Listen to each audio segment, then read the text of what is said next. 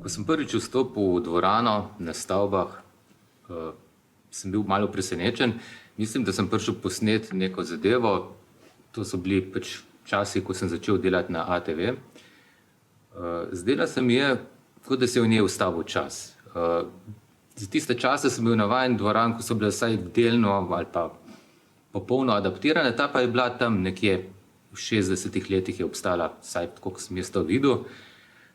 Še stari stoli, svetlobni park zelo slab, da ne govorimo o zvočenju, vse je škripalo, vse je piskalo.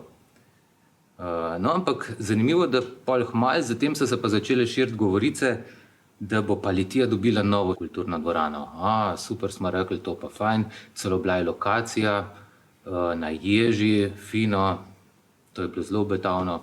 Ampak potem so minevala leta, desetletja in se ni zgodilo nič, ne.